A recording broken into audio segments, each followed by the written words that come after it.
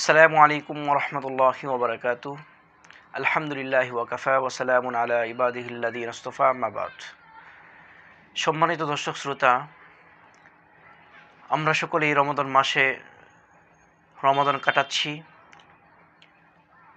অনেকেই সাহরি না খেয়েই রমাদানে রোজা রাখছি। অনেকেই মনে করছি সাহরি এটা কিছুই না, আবার অনেকে সাহরিকে আবশ্যকও করে নিয়েছি।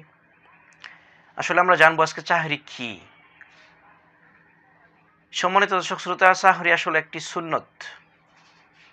সাহরি খাওয়া হচ্ছে সুন্নত। সাহরিতে ৩০-৩২ আইটেম হতে হবে এমন কিছু না।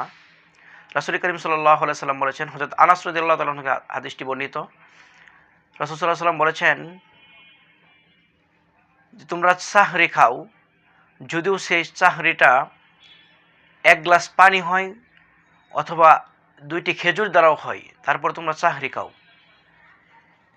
হযরত আনাস রাদিয়াল্লাহু তাআলা থেকে আরেকটি হাদিস বর্ণিত, রাসূল সাল্লাল্লাহু আলাইহি সাল্লাম বলেছেন, আল্লাহ রাব্বুল আলামিন রোজাদারদের জন্য সাহরির মধ্যে প্রচুর পরিমাণ বরকত দিয়েছেন।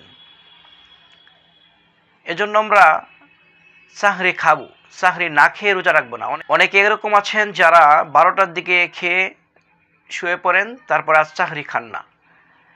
আমরা এরকম করব না। আমরা রাসূল সাল্লাল্লাহু আলাইহি সাল্লাম বলেছেন যে সাহরি খাওয়া যেরকম সুন্নত, সাহরি শেষ দিকে অর্থাৎ সুবহ সাদিকের আগ মুহূর্তে খাওয়া সুন্নত। একেবারে অনেক আগে খাওয়া ঠিক নয়। ঠিক অনুরূপভাবে ইফতার আগে করা সুন্নত।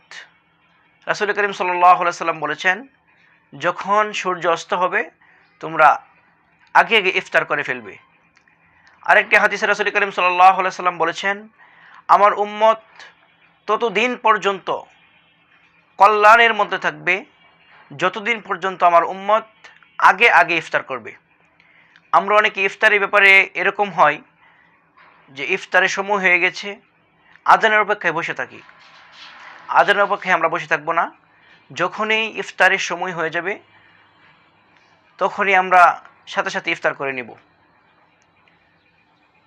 অনেকেই অনেক সময় এই শয়তানে আমাদেরকে এই ধোঁকা দেয় যে সারাদিন তো না খেয়ে রয়েছি, এই ২-৪ মিনিটের জন্য আর কি হবে। এজন্য আমরা দেরি করে ইফতার করি। অনেকে আছে আজান শেষ হওয়ার পর ইফতার করে, এরকম লোকও আছে। আমরা এরকম করব না। আমরা যখনই সূর্যাস্ত হবে তখনই আমরা ইনশাআল্লাহ ইফতার করে ফেলব। আল্লাহ রাব্বুল আলামিন আমাদেরকে সঠিকভাবে সাহরি এবং ইফতার করার তৌফিক দান করুন। আমিন।